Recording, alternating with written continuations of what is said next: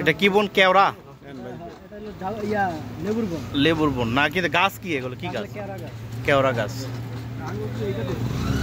আমরা এখন কুয়াকাটাতে কেওড়ার যে বন, সেই বনে দেখতে আসছি। আর বিস্তৃত জলরাশি, এটা অনেক বিস্তৃত। অবস্থান করতেছি একেবারে অপর প্রান্তে যদি আমি বলি, সেটা হচ্ছে একবারে অ্যান্টার্কটিকা মহাসাগরের একেবারে লাস্ট দেখায় আপনাদেরকে। হ্যাঁ, আর এই পাশে হচ্ছে বঙ্গোপসাগরের কুয়াকাটা। এইটা হচ্ছে একেবারে সৈকত, কুয়াকাটা সৈকত। আর এটা হচ্ছে কেওড়া বন, তাই না? কেওড়া বন। প্রকৃতির কাছাকাছি আসলে বোঝা যায় যে প্রকৃতি কত অপরূপ, কত সুন্দর। এটা আপনারা না আসলে বুঝতে পারবেন না, অবলোকন করতে হবে। You need to explore the Bangladeshi beauty sites.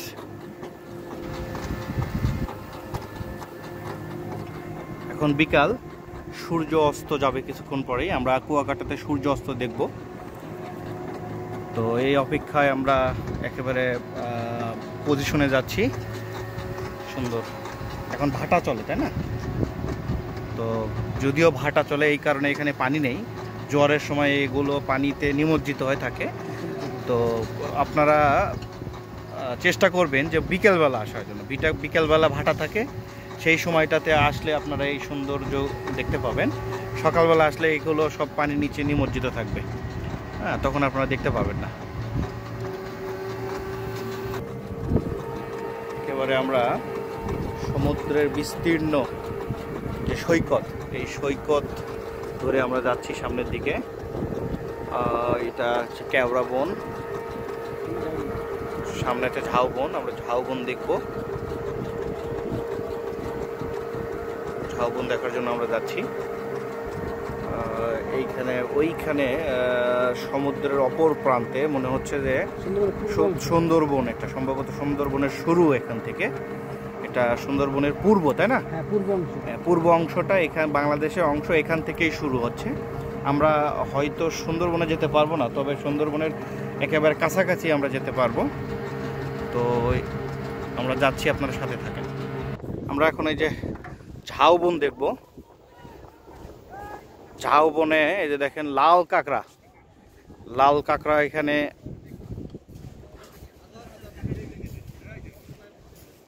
এই যে লাল কাঁকড়া, এই যে, হ্যাঁ, লাল কাঁকড়া আমরা দেখতে যাবো। ওই যে দেখা যাচ্ছে লাল কাঁকড়া। এরা কি এই যে গর্তের ভিতরে লাল কাঁকড়া, তারা আমরা কাছে গেলে অদূরে মিলে যায় আর কি। হ্যাঁ, আচ্ছা। তো আমরা একটু আমাদের যারা সাথী আছেন তাদের একটু মতামত নেওয়ার চেষ্টা করি।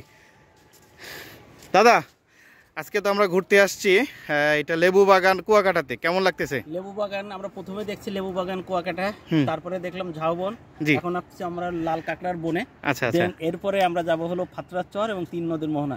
আচ্ছা, আমরা খুব এক্সাইটিং এবং আমরা খুব এনজয় করছি। ভালো লাগতেছে না? অবশ্যই অবশ্যই। আচ্ছা, এখানে আছে আমাদের লিওন ভাই,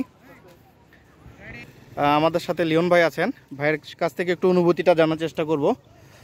ভাই, আমরা তো আসছি কুয়াকাটার সেই লেবু বাগান দেখলাম, এখন ঝাউবন দেখছি, লাল কাঁকড়া এখানে ঘোরাঘুরি করছে। তো কেমন লাগছে আজকের এই সাইট সিইংটা? আসলে অসাধারণ। এখানে দেখেন বীজটা যদি আমরা দেখি, এটা কোনো অংশে কক্সবাজার থেকে কম নয়, বাট এখানে কমিউনিকেশনটা একটু প্রবলেম। আদারওয়াইজ এখানে অসাধারণ আমি বলবো ফিলটা। আমরা যেখানে রয়েছে এখানে লাল কাঁকড়ার যে বীজ, এখানে প্রচুর লাল কাঁকড়া আমরা দেখলাম। মানুষের মানে সারা পেলে এরা গর্তে ঢুকে যাচ্ছে। পাশাপাশি লেবুর বাগানের ওখানে আমরা যে ফরেস্টে দেখলাম, সেটাও ছিল খুব সুন্দর একটি স্পট। এবং আমরা আরো সামনে যাবো, দেখা যাক যদি আমরা আরো দেখতে পাই। সামনে তো ওটা হচ্ছে সুন্দরবনের পূর্ব অংশ, এটা সুন্দরবনের একটা পার্ট দেখা যাচ্ছে। এখানে 3 নদীর মোহনা। এখানে পর্যটকরা আসছেন, অসাধারণ। দেখেন এখানে মানে বীজটা অসাধারণ, খুব সুন্দর। হ্যাঁ, আমরা কিছুক্ষণ পরে সূর্য অস্ত যাবে। সূর্য অস্ত যাওয়াটা আমরা এখানে করবো। এখান থেকে এখানে আস্তে আস্তে সমুদ্র সূর্যটা ডুবে যাবে। সো আপনারাও চাইলে এখানে ফ্যামিলি সহ ঘুরে যেতে পারেন, ভালো লাগবে। ধন্যবাদ ভাই।